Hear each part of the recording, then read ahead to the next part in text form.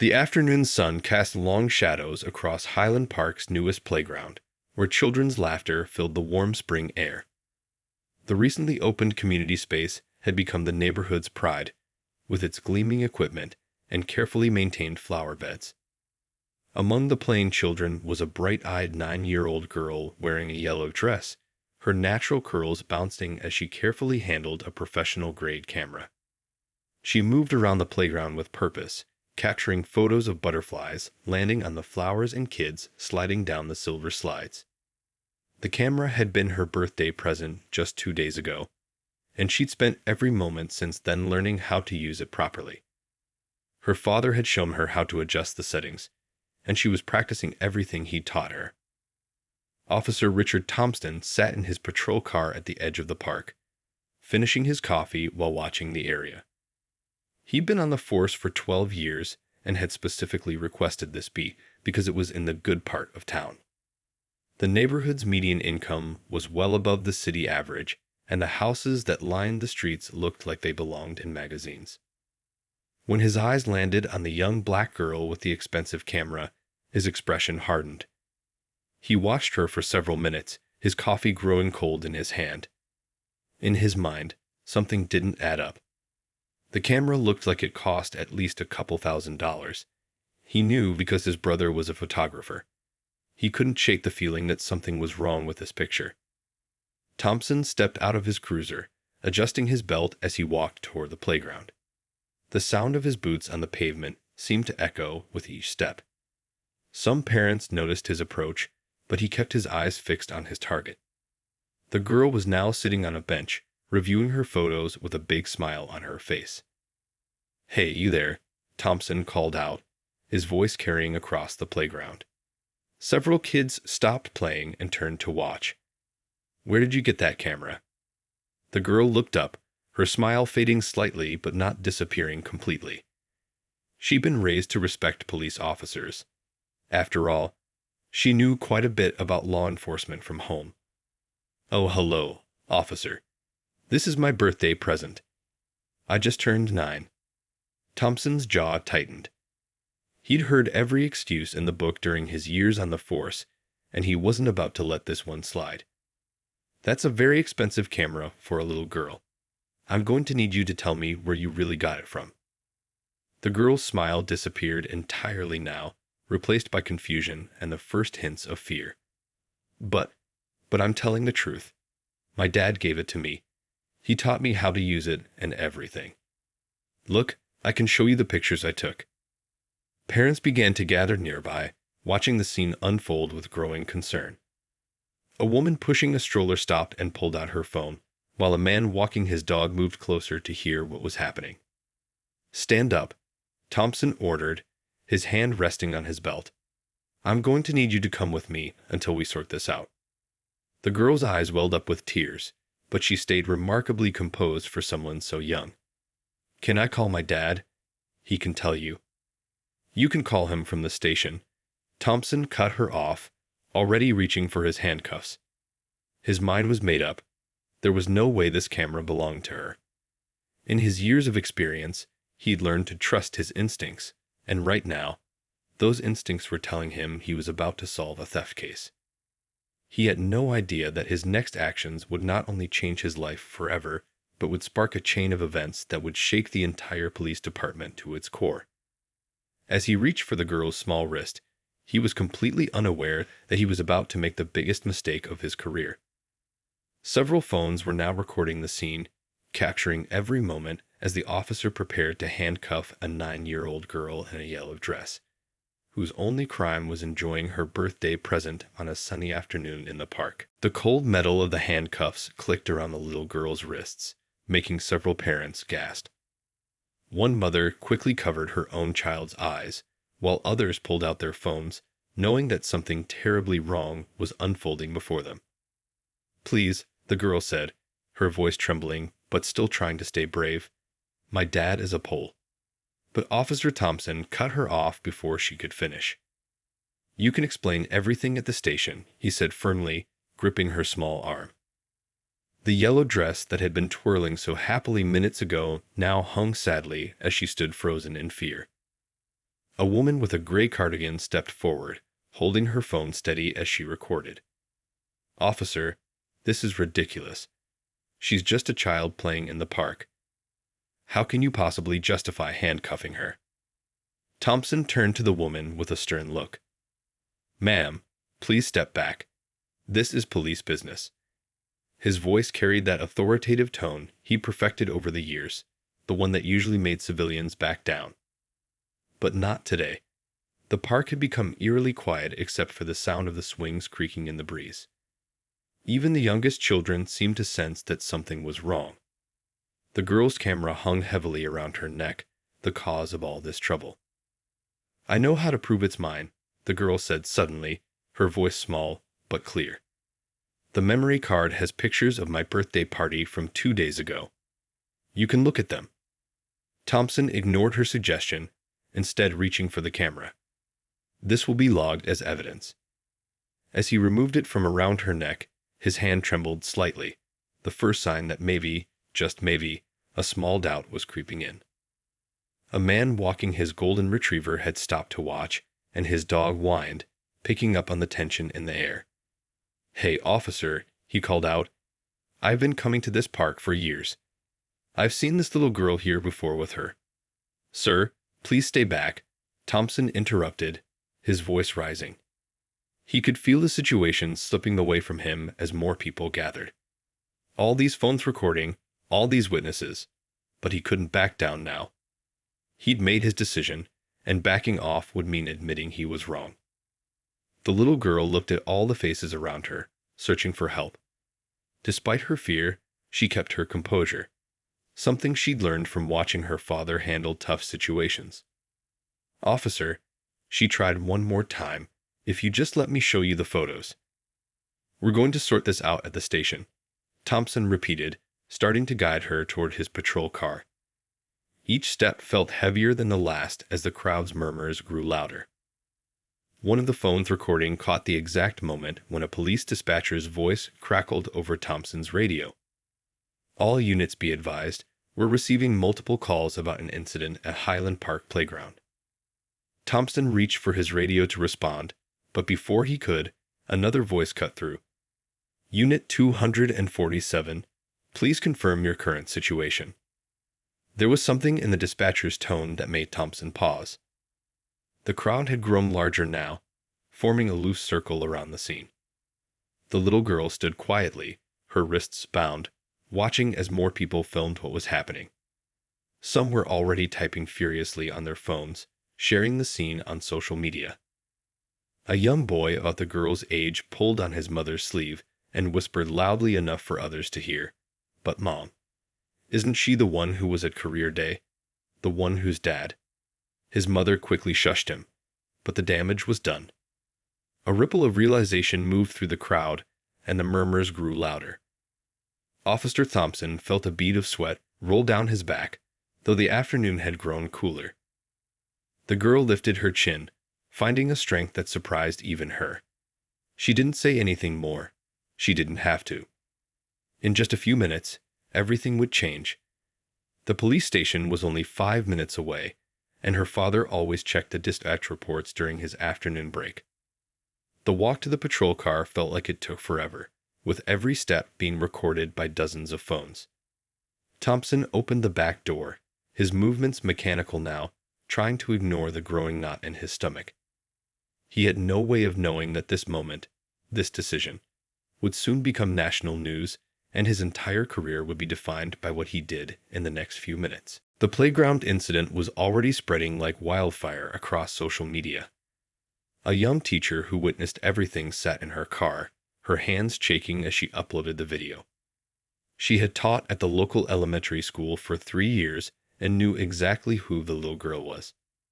More importantly, she knew who her father was. "I have to do something," she whispered to herself, hitting the upload button before making another important call. The phone rang 3 times before someone picked up at the police station's front desk.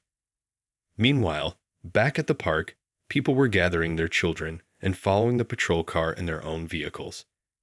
A small convoy of concerned citizens had formed, determined to see this through. The mother in a gray cardigan had already called the local news station, and a van with their logo was pulling out of their parking lot across town. Inside the police car, the little girl sat quietly, her hands still cuffed behind her back. She watched the familiar streets pass by through the window, remembering how she'd driven these same roads countless times with her father. He'd always pointed out the important buildings, telling her stories about his early days on the force. Officer Thompson kept glancing in his rearview mirror at his young passenger. Something felt off about this whole situation, but he couldn't put his finger on it. The girl was too calm, too composed for someone who'd been caught stealing. Most kids would be crying hysterically by now. His radio crackled to life again. Unit 247. Please confirm your current location and situation. Captain's office requesting immediate update. Thompson felt his collar getting tighter. Why was the captain's office asking about a routine theft case? As they pulled into the station's parking lot, Thompson noticed something unusual. Several officers were standing outside, including Lieutenant Chen, who normally worked behind a desk. Their expressions were unreadable, but their presence was odd for a simple case involving a child. Step out carefully, Thompson instructed, opening the back door. As he helped the girl out, he noticed her yellow dress had gotten wrinkled from sitting in the car. For some reason, this small detail bothered him more than it should have. The automatic doors slid open, and the girl walked in with her head held high, despite the handcuffs. The usual bustle of the station had gone oddly quiet. Officers stopped their conversations mid-sentence, papers stopped shuffling, and all eyes turned toward them. Officer Rodriguez, who had been heading out for patrol, stopped dead in his tracks. His eyes went wide, and he quickly turned around, practically running toward the captain's office. Thompson felt his stomach drop. Something was definitely wrong. The desk sergeant looked up from his computer and immediately stood. "Officer Thompson," he said in a carefully measured tone, "I believe you should wait here with the young lady." The way he hesitated made Thompson's throat go dry. The little girl finally spoke up, her voice clear and steady in the silent station. "Could someone please call my dad now? He's probably wondering why I'm not at the park." Before anyone could respond, heavy footsteps echoed down the hallway. The sound grew louder, and everyone in the room seemed to hold their breath. Thompson heard whispers behind him from other officers, and he caught fragments like "Captain's daughter" and "What was he thinking?" The girl's face lit up as she looked past Thompson toward the hallway. "Daddy," she called out, and Thompson's world started spinning. He turned slowly, already knowing what, or rather who, he would see. There, standing in his full captain's uniform, was the girl's father. His face was a mask of controlled fury as he took in the scene before him. His young daughter, still in handcuffs, standing in the middle of the police station he commanded. The silence in the room was deafening. Every officer, clerk, and civilian watched as their captain walked forward, his footsteps echoing on the linoleum floor. Phones were still filming. This moment would be added to the videos from the park, painting a complete picture of what was about to unfold. Thompson felt the weight of 20 years of law enforcement experience crashing down around him as he realized the magnitude of his mistake. The captain stopped directly in front of him, close enough that Thompson could see the nameplate on his uniform, identical to the one he'd heard the girl trying to tell them about at the park. The captain spoke just one word, his voice quiet but carrying through the silent station. "Keys." Officer Thompson's hands trembled as he fumbled with the handcuff keys. The whole station watched in complete silence as he unlocked the cuffs from the captain's daughter's wrists. The metal cuffs made a soft clicking sound as they came off, a sound that seemed to echo through the quiet room. The little girl immediately ran to her father, who knelt down and wrapped her in a tight hug. Her yellow dress was wrinkled, and there were small red marks on her wrists where the handcuffs had been. The captain touched them gently, his jaw tightening at the sight. "Are you okay, sweetheart?" he asked softly, his voice carrying in the silent room. The contrast between his gentle tone with his daughter and the fury in his eyes when he looked at Thompson was striking. "I'm okay, Daddy," she answered, still holding on to him. I tried to tell him about the camera being my birthday present, but he wouldn't listen. I tried to tell him about you too, but... The captain stood up slowly, keeping one hand protectively on his daughter's shoulder. "Your camera," he said, his voice now hard as steel. "Where is it, Officer Thompson?" Thompson's face had gone pale. It's in my patrol car, sir. I logged it as evidence of..." "Evidence?" The captain's voice cut through the air like a knife. "Evidence of what, exactly? A little girl enjoying her birthday present at a public park? Please, explain your reasoning to me. I'm very interested to hear it." By now, the station's lobby had filled with more officers and staff. The news van that had been called earlier could be seen pulling into the parking lot through the station's glass doors. Several of the witnesses from the park had also arrived, still holding their phones up, documenting everything. "Sir, I thought," Thompson started, but the words wouldn't come. How could he explain his assumptions without revealing the ugly prejudices that had driven them? "You thought what?" The captain pressed, his voice rising slightly. "That because my daughter is black, she couldn't possibly own an expensive camera? That she must have stolen it? Is that what you thought, Officer Thompson?" The little girl tugged at her father's sleeve. "Daddy, I can prove it's mine. The memory card has pictures from my birthday party. You're in them, showing me how to use it." Something about her innocent suggestion, her desire to prove her innocence even now, seemed to break something in the room. Several officers turned away, unable to watch anymore. The desk sergeant was furiously typing something into his computer, likely starting the paperwork that would launch an official investigation. "Go get the camera," the captain ordered, and Thompson practically ran out to his patrol car. Through the glass doors, everyone could see him nearly trip in his haste to retrieve it. When he returned, the captain took the camera and handed it to his daughter. She immediately turned it on and started showing the display screen. "See?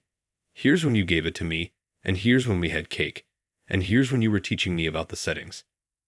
The photos told their own story. A loving father giving his daughter a special gift, teaching her how to use it, celebrating with family. Each image was a stark contradiction to the assumptions that had led to her being handcuffed and brought to the station. "Officer Thompson," the captain said, his voice now deadly quiet, "I want you in my office. Now." He turned to another officer nearby. "Please call my wife to come pick up our daughter." As Thompson followed the captain toward his office, the little girl called out, "Daddy, can I still take pictures at the park tomorrow?" The captain stopped and turned back to his daughter, his expression softening. "Of course you can, sweetheart. Nobody is ever going to stop you from doing what you love." He looked pointedly at Thompson as he said this. The gathered crowd began to disperse, but not before the news crew outside started setting up their equipment. The story was already trending on social media, with the videos from the park reaching hundreds of thousands of views. In less than an hour, it would be picked up by national news networks. Inside the captain's office, Thompson stood at attention, sweating under the fluorescent lights. He knew his career was probably over, but more importantly, he was beginning to understand something else. How his unexamined prejudices had led him to commit an inexcusable act against an innocent child. The conversation that was about to take place would change not just his life, but would spark a larger discussion of policing and racial bias that would extend far beyond their small station. The captain's office was quieter than Thompson had ever heard it. The usual sounds of the police station seemed far away, muffled by the heavy door that had just closed behind them. He stood rigidly, watching as his superior officer walked around to his desk, his movements controlled and deliberate. Family photos lined the captain's desk, photos Thompson had seen countless times before but never really looked at. Now, he couldn't help but notice them. There was one of the captain's daughter in her school uniform, proudly holding up an award. Another showed her sitting on her father's shoulders at a community parade, the same little girl he had just handcuffed. "Sit down," the captain said, his voice unnaturally calm. Thompson lowered himself into the chair, feeling like his legs might give out anyway. 23 years, the captain began, picking up a frame from his desk. "That's how long I've been on the force. When I started, I was often the only black officer in the room. Do you know what that felt like, Thompson?" Thompson opened his mouth to respond, but the captain held up his hand. "No, don't answer. Just listen. When my daughter was born, I promised myself that she would grow up in a world better than the one I knew. That she would never have to feel less than anyone else because of the color of her skin." He set the frame down and leaned forward. "Today, my 9-year-old daughter was handcuffed and treated like a criminal for doing nothing more than enjoying her birthday present in a public park. By one of my own officers." Outside the office, they could hear the growing commotion as news crews arrived. The captain's phone buzzed continuously with messages and calls, but he ignored them all. "Sir, I didn't know she was your daughter," Thompson started to explain, but stopped when he saw the captain's expression darken. "And that makes it better." The captain's voice rose slightly. "If she had been someone else's daughter, would it have been okay to humiliate her in front of everyone? To handcuff a child without even basic investigation?" Thompson felt the weight of every word. His face burned with shame as the captain continued. "Let me tell you what you didn't bother to learn today," the captain said, standing up and walking to the window. "My daughter saved up her allowance for months to buy a camera. When she told me about it, I decided to get her something special for her birthday instead, a professional camera, so she could really pursue her interest in photography." He turned back to Thompson. "She's been taking classes online, watching tutorials, learning everything she can about photography. She was at that park today practicing what she'd learned, living her dream. And you," his voice cracked slightly, "you took one look at her and decided she couldn't possibly own that camera legitimately." The sound of reporters outside grew louder. Through the blinds, they could see camera flashes and a growing crowd. "Your body camera was on," the captain continued. "I've already watched the footage. Not once did you ask her to show you proof of ownership. Not once did you listen when she tried to explain. You saw a black child with an expensive item and jumped straight to handcuffs." Thompson's throat felt dry. "Sir, I'm sorry. I didn't." "You didn't think," the captain finished for him. "No, you didn't think about the trauma you might be causing. You didn't think about the message you were sending to every child who witnessed that. You didn't think about the trust you were breaking between the police and the community we're supposed to serve." He walked back to his desk and pressed a button on his phone. "Send in the Internal Affairs representative," he spoke into the intercom. Looking back at Thompson, the captain's expression was a mix of disappointment and determination. "This isn't just about my daughter anymore. Your actions today have forced us to confront something much bigger. And maybe," he paused, looking at the photo of his daughter again, "maybe that's what needed to happen." The door opened, and a woman in a suit walked in with a folder.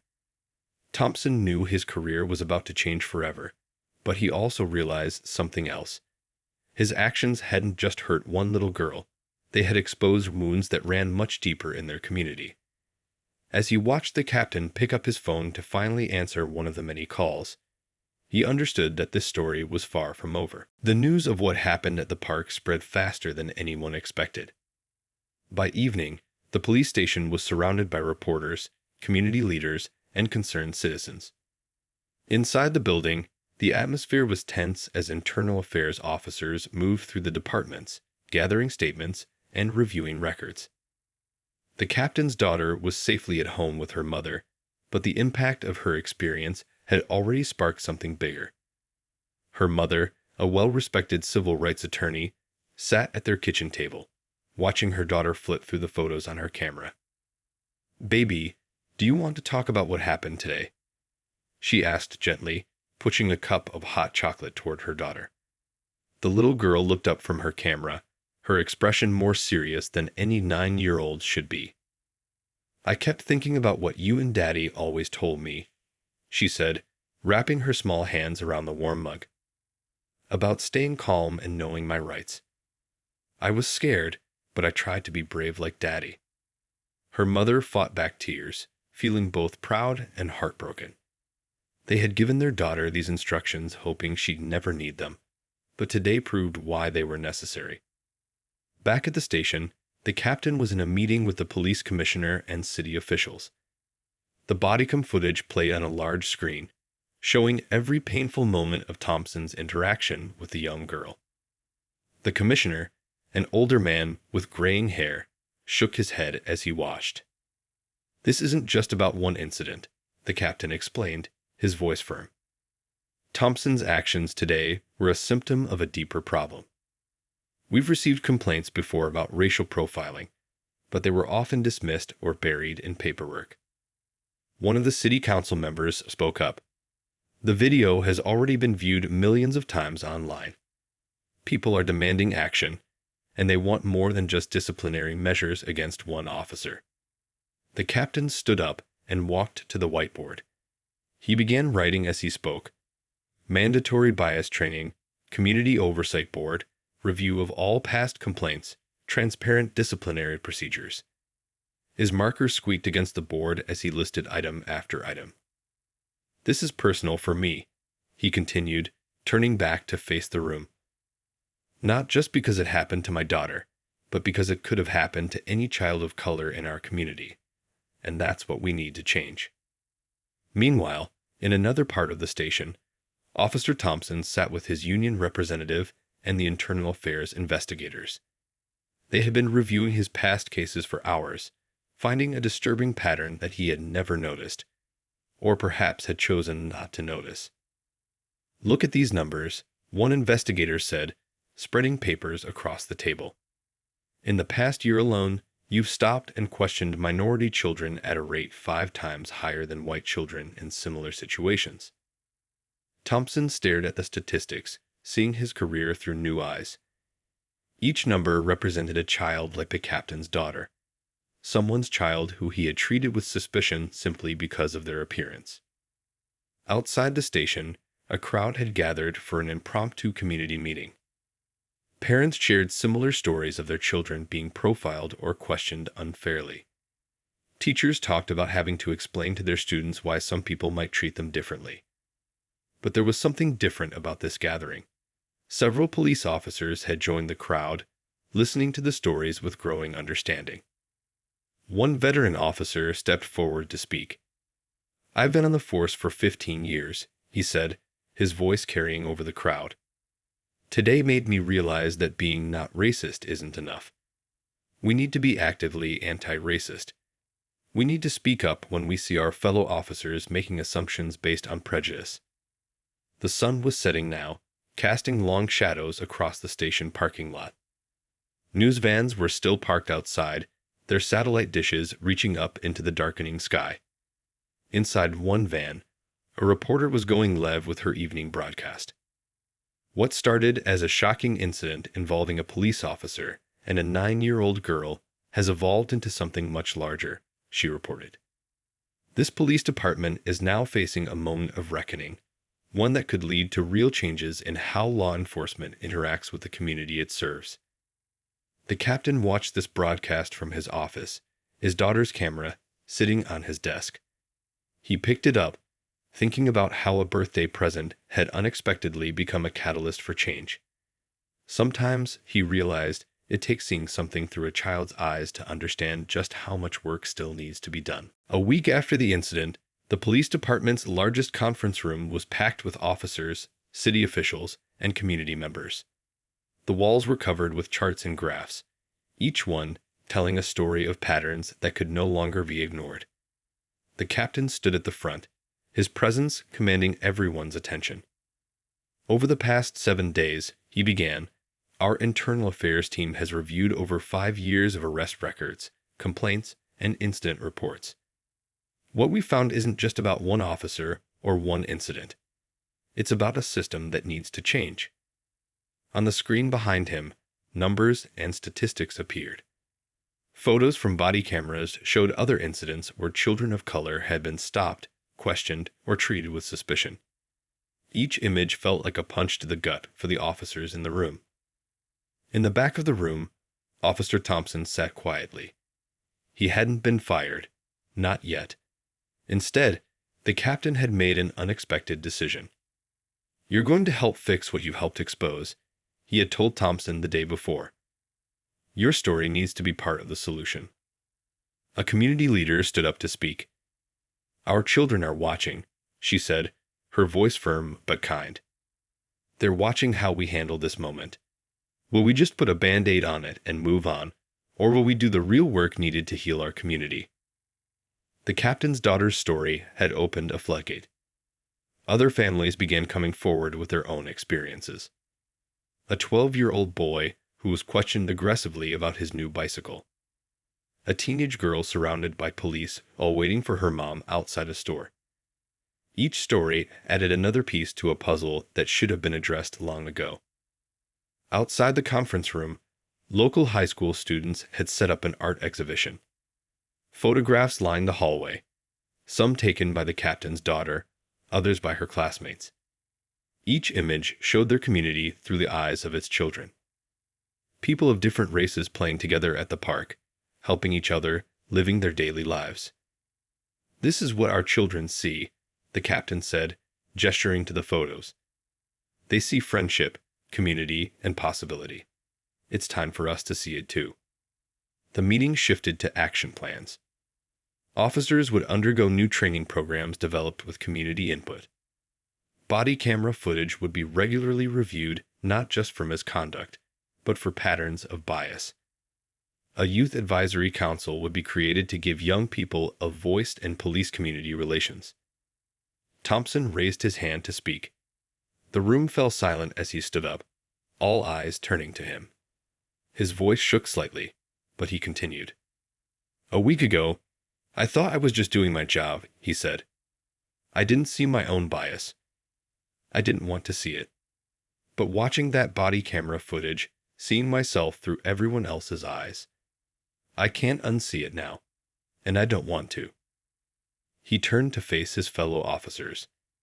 "We talk about protecting and serving, but who are we really protecting when we let our prejudices guide our actions? Who are we serving when we make children feel afraid of us?" The captain's wife, the civil rights attorney, stood up next.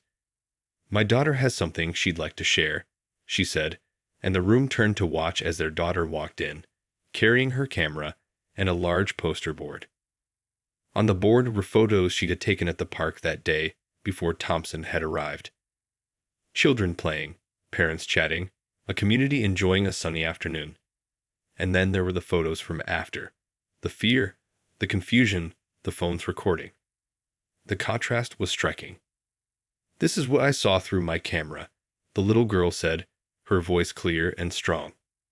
"Before and after.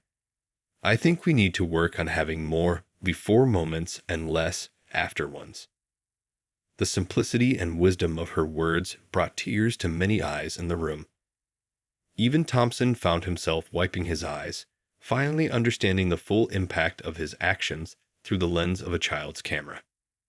The internal investigation was ongoing, but something more important was happening. A real conversation had started, one that went beyond policies and procedures to touch the heart of how communities and police could work together to create change. As the meeting continued, the captain looked at his daughter, who was now showing her photos to a group of officers. Her simple birthday present had become a powerful tool for change, capturing truth in a way that statistics and reports never could. 1 month after the park incident, things were changing in ways no one had expected.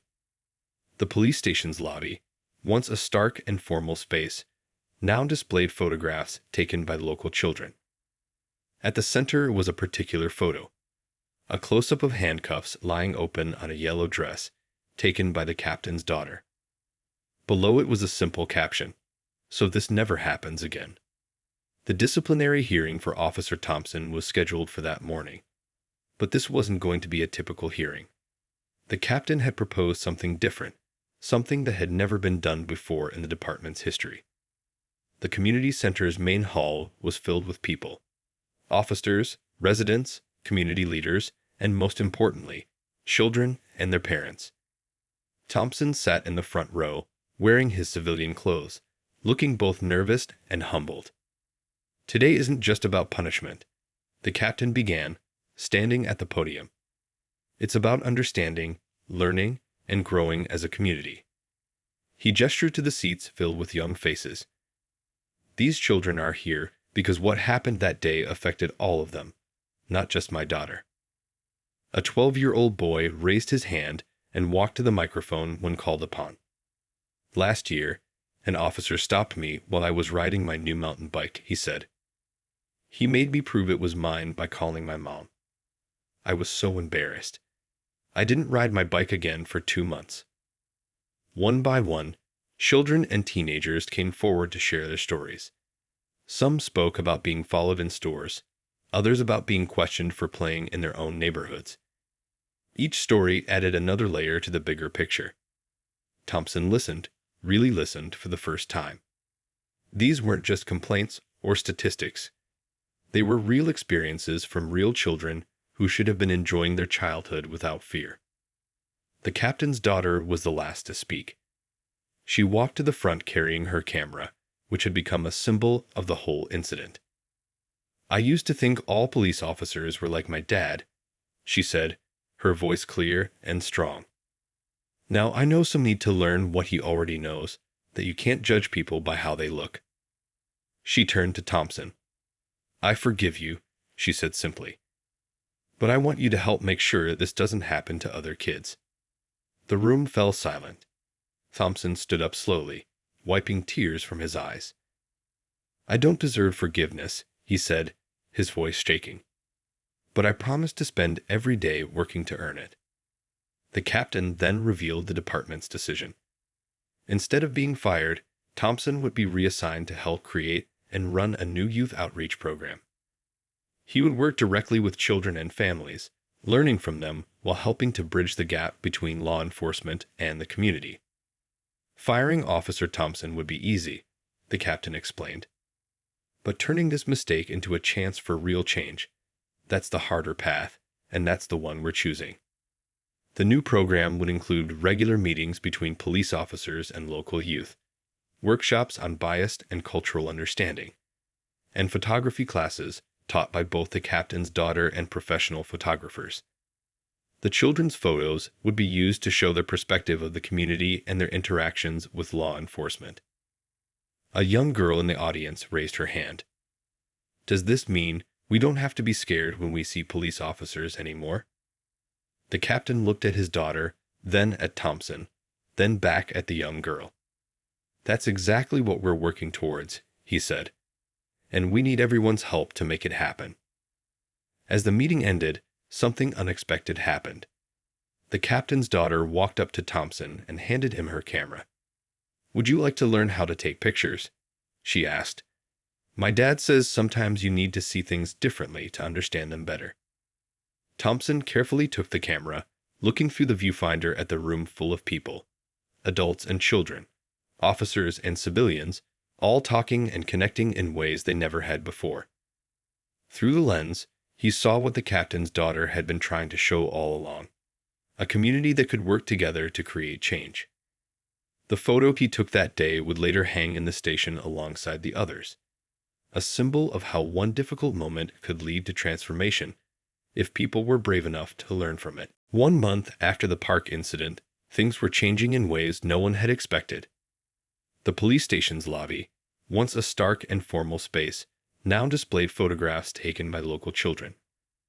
At the center was a particular photo: a close-up of handcuffs lying open on a yellow dress, taken by the captain's daughter. Below it was a simple caption: "So this never happens again." The disciplinary hearing for Officer Thompson was scheduled for that morning. But this wasn't going to be a typical hearing. The captain had proposed something different, something that had never been done before in the department's history. The community center's main hall was filled with people: officers, residents, community leaders, and most importantly, children and their parents. Thompson sat in the front row, wearing his civilian clothes, looking both nervous and humbled. Today isn't just about punishment, the captain began, standing at the podium. It's about understanding, learning, and growing as a community. He gestured to the seats filled with young faces. These children are here because what happened that day affected all of them, not just my daughter. A 12-year-old boy raised his hand and walked to the microphone when called upon. Last year, an officer stopped me while I was riding my new mountain bike, he said. He made me prove it was mine by calling my mom. I was so embarrassed. I didn't ride my bike again for 2 months. One by one, children and teenagers came forward to share their stories. Some spoke about being followed in stores, others about being questioned for playing in their own neighborhoods. Each story added another layer to the bigger picture. Thompson listened, really listened for the first time. These weren't just complaints or statistics. They were real experiences from real children who should have been enjoying their childhood without fear. The captain's daughter was the last to speak. She walked to the front carrying her camera, which had become a symbol of the whole incident. I used to think all police officers were like my dad, she said, her voice clear and strong. Now I know some need to learn what he already knows, that you can't judge people by how they look. She turned to Thompson. I forgive you, she said simply. But I want you to help make sure this doesn't happen to other kids. The room fell silent. Thompson stood up slowly, wiping tears from his eyes. I don't deserve forgiveness, he said, his voice shaking. But I promise to spend every day working to earn it. The captain then revealed the department's decision. Instead of being fired, Thompson would be reassigned to help create and run a new youth outreach program.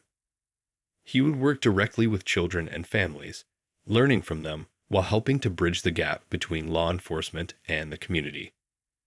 Firing Officer Thompson would be easy, the captain explained. But turning this mistake into a chance for real change, that's the harder path, and that's the one we're choosing. The new program would include regular meetings between police officers and local youth, workshops on bias and cultural understanding, and photography classes taught by both the captain's daughter and professional photographers.